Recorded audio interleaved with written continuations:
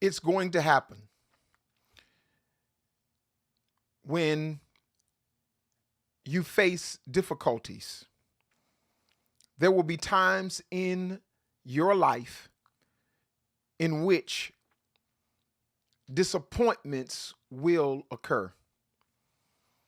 When I was in the 11th grade, I didn't do my best, and I failed uh, 11th grade English.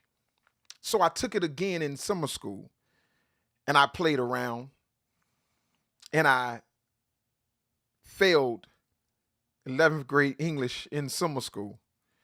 That was a disappointment. I remember one time where I had a friend that got me a job in in a warehouse, and I was making more money than I'd ever made before. But the owner of the business called me into his office and told me that I could not work there anymore, and I had to leave immediately. It was a disappointment. When my daughter Kelsey was about 4 years old, and she was having trouble breathing, I took her to the hospital, me and my wife, and they told us that her lungs were filled with mucus and she had pneumonia. That was a disappointment. When my daughter Kaylin grabbed a hot curling iron and it seared her hand, and blisters and her skin tore off, and blisters were all over her fingers. It was a real disappointment. When my mother died and I came home to find her sloped in the chair holding the telephone, when she had called the last of her brothers and sisters that were still alive, and she took her last breath in my arms at 48, there it was a disappointment. Disappointments will happen. You can bank on that. You cannot avoid disappointments. However, you don't have to allow disappointments to discourage you, to damage you, and cause you to quit on whatever addiction has gripped you. You don't have to allow the disappointments of life to drive you to do it again. The one thing you can do is you can change the way you think about it. Yes, there are going to be some things where you can't change what happened, but you can change what you allow what happened to do to you. You can't stop disappointments from occurring. However, you can change the way you think about the disappointments that can launch you into a brand new destiny. You know, trouble will come. This lesson today on how to handle disappointments is all about changing the way you think. You know, I read somewhere that life is 10% of what happens to you and 90% of how you respond to it. I want you to know how to respond, because addiction, one of the traits of addiction is it hides in disappointments.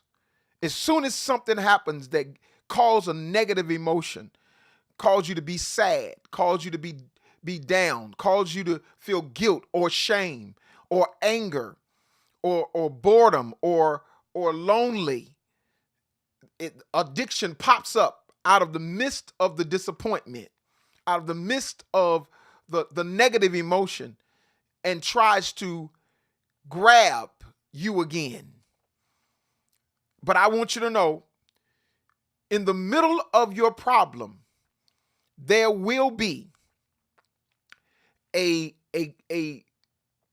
gold nugget that you can receive in the midst of the storm. Yeah. I'm reminded of this story about a king. I'll share it with you. In ancient times, a king had a boulder and placed it on the roadway. He then hid himself and watched to see if anyone would move the boulder out of the way. Some of the king's wealthiest merchants and carriers came by and simply walked around it. Many people loudly blamed the king for not keeping the roadway clear, but none of them did anything about getting the stone out of the way. A peasant then came along carrying a load of vegetables. Upon approaching the boulder, the peasant laid down his vegetables and tried to push the stone out of the road. After much pushing and straining, he finally succeeded. After the peasant went back and picked up his vegetables, he noticed a purse lying in the road where the boulder had been. The purse contained many gold coins and a note from the king, explaining that the gold was for the person who removed the boulder from the way. Every obstacle we come across in life gives us an opportunity to improve our circumstances. It's how you respond to your trauma, to your trouble, to your difficulty, to your disappointment. Well, this is how you should respond. First of all, it's going to happen. Don't get too overwhelmed. Expect things to go wrong. Now, I know I'm a pastor, and I know that we as believers are taught to speak life, to claim it, to speak faith, to not proclaim anything negative. However, I do want you to know that it is wise to speak. It's wise to speak that way. But one thing is also wise, to expect there to be trouble. Jesus said that in this life we will have tribulation. The Bible also says, count it all joy when you fall into different temptations, knowing this, that the trying of your faith worketh patience, but let patience have her perfect work, that you may be perfect, entire, and lacking nothing. In other words, expect some trouble. Have a plan or a strategy to deal with trouble. Yeah, I want you to just do it. Have a plan to deal with the trouble. Be realistic. If you're going to get your house remodeled and the contractor tells you it's going to be done in 2 months, you might as well count on 4, because it's going to be some trouble. If someone tells you that I'm gonna always show up, I'm gonna always be on time, I'm never gonna be late, I don't want you to think that that's never gonna happen. Think in your mind they're gonna do their best, because most people can't guarantee you that they'll never be late. If you expect something to not go the way you want it to go, and you prepare for the disappointment, then you can have a strategy to deal with the disappointment, a strategy for just in case. Well, not only should you have a strategy, but I want you to know this. Remember, this is number 2. Remember, there is a cloud. In every cloud, there's a silver lining. Just remember that. Come on, type it up in your notes. Type it up in your comments. Type it up. Remember this, that in every cloud, there's a silver lining. What do you mean by a silver lining, Pastor? Well, I want to tell you this. There's something good hid in the trouble. And you got to get your brain to start thinking about the possibilities, not the predicament. You see, when you start thinking about the predicament and start focusing on the problem and focusing on how bad it hurts, how I couldn't believe he left me, how she took my money, I can't believe they fired me. When you focus on that, your mind will start fixating on so many things that would discourage you. It'll start searching for areas that when that happened, he must have been thinking about firing you then. And when those people were whispering when you walked in the room, they must have known about you being fired and they're talking about you. When she was late and she didn't call me and I was looking for her, she was out with her lover. Listen, I know. But if you focus on that, it will try to find situations to make you feel worse than what you did. However, if you start focusing on a solution, listen, your brain will begin to look for solutions that will bring you to another level. There is gold in them there pews. there's some good can come out of this. I'm reminded of Jesus. When Jesus was about to go to the cross, and it was in the Garden of Gethsemane, he began to weep. He began to sweat. He began to feel the pressures of what he was about to go through. And he said this, he said, my God, he says, if it be thy will, let this cup pass me by, but not my will, thy will be done. And he didn't even want to go through the trouble, but he knew that in order for him to become King of Kings and Lord of Lords, the in-between time was going to the cross. Listen, trouble don't last always. You got to understand that there's going to be something worth every bit of trouble you're going through. Every bit is going to be something worth it. Well, this guy, he lost his job. And he was of some age and he was over 50. And he couldn't get another job. People didn't want to hire him because of how old he was. And so what he decided to do was, he said, well, I might as well clean out my garage and I clean up my basement. And he cleaned it and found all of the different things that his children had left and things of that nature. And he decided to have a yard sale. Well, it went really well. He did pretty good yard sale. And his neighbor noticed him out there in the yard. And his neighbor was a little bit, elderly. And so she said, do you mind coming over here and cleaning out my garage and my attic? And if you find anything that I don't want, you can have it. And he did. And he had another yard sale. Before long, she had told her friends. And then her friends told some other friends.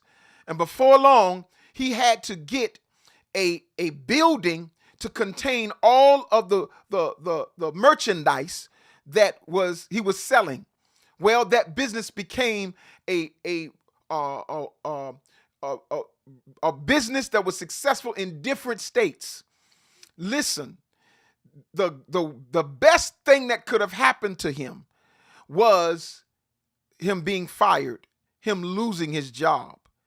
But when he lost his job, it produced a opportunity to start a very successful business that is still going to this day. So listen, in every cloud there is a silver lining. Number three, hear this. Look at disappointments as an opportunity to grow. Do you know that when babies are trying to walk, the first thing they do is they get up and they grab hold to the coffee table or whatever it is, and they're wobbling and they're wobbling, and then they fall down. But after they fall, it seems like they get up and they try it again, and before long, they're cruising from one table to the next, and then they try to walk, and when they walk, they fall sometimes. But because of the fall and it didn't hurt, it causes confidence to come. It causes, like, you start looking around and start seeing, if mama can walk, I can walk. If daddy can walk, I can walk. If brother can walk, I can walk. And then finally that child does what they were meant to do with no fear. They start walking and smiling and laughing. Do you understand that when you look at trouble as an opportunity to grow, you begin to prosper? You begin to get stronger. The only way you become bodybuilders, or the only way their muscles become bigger and stronger, is when they lift those weights until they hurt. Well, have you ever heard the statement, no pain, no gain? Well, that's what happens. There's no pain, no gain. But when it tears the muscles and they repair stronger and bigger.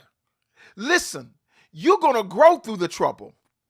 See, I believe that some trouble is meant to get you prepared for the next round of trouble. You get it? It has to do. You got to deal with that, because if you don't, it'll drive you into using. It'll drive you to drinking. It'll drive you to picking up, and it'll drive you to doing the thing that you said you'll never do again. Learn from it, grow from it, mature from it. You see, I believe. Listen, in the Bible, when David was on the backside of the mountain tending the sheep, the Bible says there came a lion and there was a bear, and the lion came to get the sheep, but David he dealt with the lion, but then he killed the lion and cut his head off. But then a bear came. The bear stood taller than the lion, but David defeated the bear. Then the opportunity came for him to face Goliath, that was taller than the bear. And when he faced Goliath, he rehearsed to himself. Hear these words. He says, I slayed a lion and I slayed the bear. And the same God that delivered me from the lion and the bear will deliver me from this Philistine. And the same way I cut off his head, their head, I'm going to cut off his head. Do you understand that it was an opportunity to grow, to become stronger? And hear me. And when they faced that difficulty, and when he faced that difficulty, his life was changed forever. He became in line to be the king, simply because of the trouble that he had faced earlier. Do you know that it's a privilege to have trouble? It's a privilege to go through storms. It's a privilege to have urges and trying to break the cycle of addiction, if it's especially in your family. It's a privilege, because when you break the cycle, others can be set free. Others can be set free. Okay? All right. The next thing I want you to understand, number 4. Is that number 4? Yes. You got to look when you're going through, lick your wounds,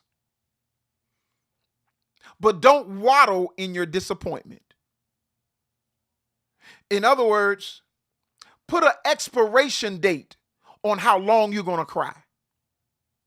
Hey, I've dealt with it. I'm going through, but I'm going to put an expiration date on it. I'm going to wipe my eyes. I'm going to stop crying about it, and I'm going forward. If you see it that way, that you're going forward, your brain will then look for the positive out of the negative. I talk to different persons that have been incarcerated. And when they get out of their incarceration, they, sometimes they have to see a counselor for different issues, of course. And when they come, I had someone that came to me and they told me they had been imprisoned for 26 years, and how they were having trouble functioning in life because the mindset of one in prison is different from the mindset of someone that's been set free. And he was explaining the difference between the different mindset. And I listened and I listened. And then I told him, do you understand you're sitting on a gold mine? Do you understand that your story is unique? You have a benefit that could come out of what's been troubling you. The mistake that you made, you can turn that mistake into $1 million. All you have to do is put it into a book. Tell it on social media, and watch your life turn out to be wonderful. Watch your story get somebody else through. You see, because I don't know how many individuals that spent 20 some odd years in prison. I don't know any individual that went through the something similar. And it's unique and it's precious that you survived prison and you still are in your right mind. Listen, you can find a way to prosper beyond your trouble. If your brain starts to think, if you start thinking positive and you don't stay in the problem very long. Number five. Next one. Listen to this. When you're going through, don't go through by yourself. Share your disappointments. Talk about it. Call a family member. Call a friend. Tell them you're having urges and cravings. Tell them that you've been triggered. Tell them that you've been having dreams about using, or dreams about gambling, or dreams about the food and overeating. Talk about it. Talk to someone that can understand your situation. So you see, this is what happens. The secret makes you sick, and you as sick as your secrets. My mother used to tell me this: what's done in the dark will come to the light. If you keep having thoughts about it, it's in the dark. And if you don't talk about it, you'll perform it after a while. It'll come to the light. But if you expose it, if you share it, if you talk about it and tell on your disease, tell on it, it takes away the power of darkness. The power and the control is released once you release it. It's sort of like a soda. When you shake a soda and it becomes the pressure on the inside begins to build up, and then finally when you pop the top, it'll explode. Well, that's how the disappointments are. When you think about it and you become fixated on it, and your brain keeps speaking to you, and just you talking to yourself, You need to talk to somebody so you can go and allow what's on the inside to come on the outside. And finally, watch this. Start writing things down. Write, express yourself. Express it, you write it down, keep a journal. I even like a video journal. Start writing the journal of the good things. Start recording and just saying some positive things. When things are going well, when things go your way, record it and record your smile, record your response. Talk about it. And then when disappointments come, when you start feeling low, you can go back and watch a journal of videos that you recorded to remind you that trouble don't last always. Well, I hope you've been received some benefit from this tonight. And I want you to know that you can live totally addiction free. 100% chance of living totally addiction free if you do it God's way. God's way. Well, God bless you. And I thank you for tuning in for Medicine for the Mind. This has been Mr. B, Pastor B, whoever you want me to be. That's what I be. God bless you.